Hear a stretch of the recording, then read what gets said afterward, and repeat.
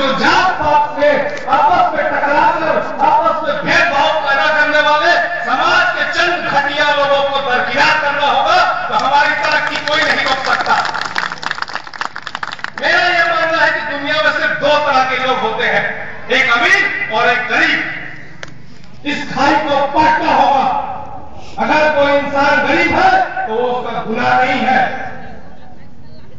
आज हम सब इकट्ठे हुए हैं, परम पूज्य आदरणीय बाबा के मार्ग पर चलने का संकल्प ले रहे हैं, लेकिन होता क्या है, एक सत्तावी समाज का आदमी जब आगे बढ़ता है तो सत्तावी समाज का ही दूसरा आदमी उसकी टांग खींचता है।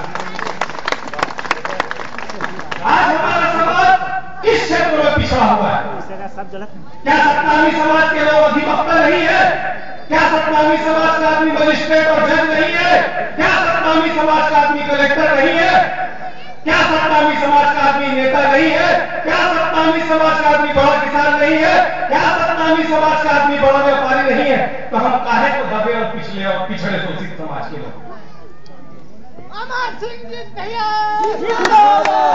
साथियों, हम लोगों ने बड़े प्यार के साथ, बड़े संकल्प के साथ और बड़ी इच्छा के साथ छत्तीसगढ़ राज्य को प्राप्त किया है, और इस बात का गर्व है कि हम छत्तीसगढ़िया हैं। गर्व सिर्फ इसलिए है क्योंकि छत्तीसगढ़ एकमात्र ऐसा देश है जहां एक भी बूंद खून की नहीं बनी और हमारा प्रदेश बन गया।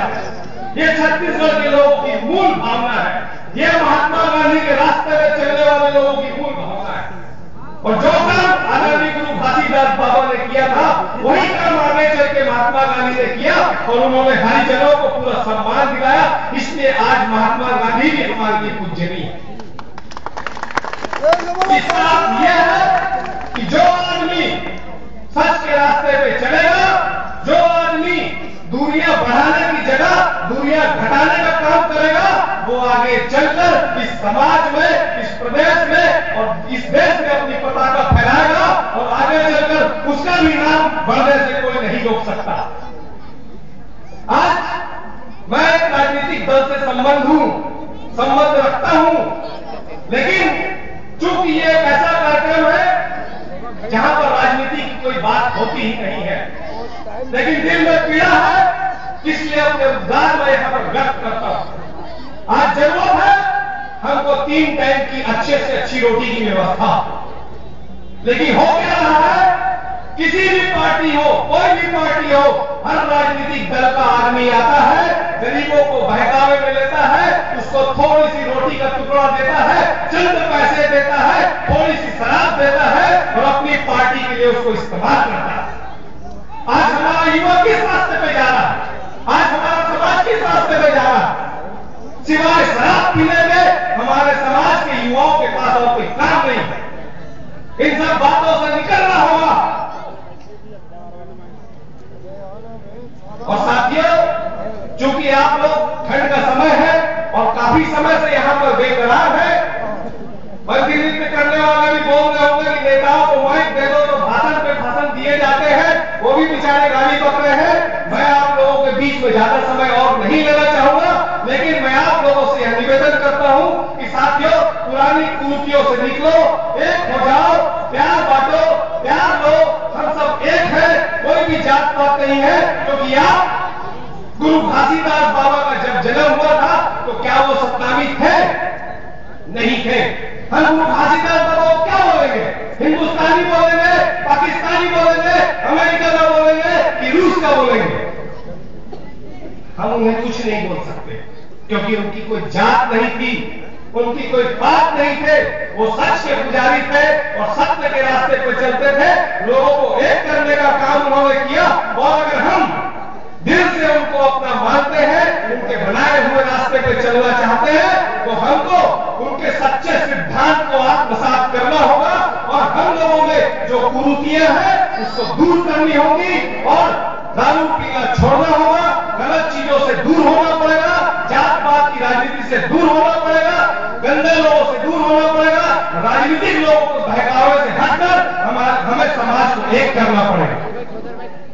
क्योंकि मेरा यह मानना है कि खून का रिश्ता ही रिश्ता नहीं होता। क्योंकि मैंने सगे भाइयों को भी आपस में लड़ते हुए देखा है। और जो रिश्ता सबसे मजबूत होता है वो होता है सिर्फ प्यार का, और प्यार किया नहीं जाता, प्यार हो जाता है। और प्यार कैसे होता है? जब हम किसी से प्रभावित होते हैं, जब हम किसी से प्रभावित होते हैं तो उसके बारे में सोचते हैं, और जब हम सोचते हैं तो वो सोच चाहत में बदल जाती है, और जब हम चाहते हैं तो उसको चाहते हैं तो उसको पाने की इच्छा होती है, और वो पाने की इच्छा याद में बदल जाती है, और जब हम किसी को याद करते हैं तो वो याद प्यार में परिवर्तित हो जाता है। और वो प्यार का रिश्ता सबसे अनमोल रिश्ता होता है, जिसे ना कोई नजर बना सकता है, जिसे ना हम छीन सकते हैं, ना जिसे हम बिगाड़ सकते हैं। क्योंकि जिससे हम प्यार करते हैं उसके बारे में हम बुरा भी नहीं सोच सकते, जिससे हम प्यार करते हैं उसके खिलाफ हम हिंसात्मक कार्रवाई भी नहीं कर सकते। इसलिए साथियों, आओ हम सब मिलकर आपस में प्यार का रिश्ता बनाए और सारी कुरीतियों को दूर करते हुए आगामी परम पूज्य गुरु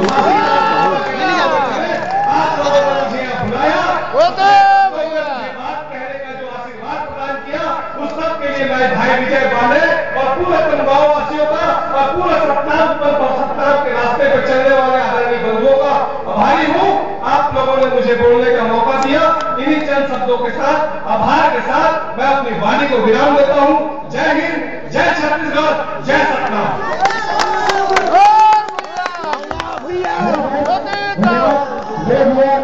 आपने जो सुंदर ढंग से भवन लेकर बनाए किए, इसके लिए हमारे ग्रामवासी की ओर से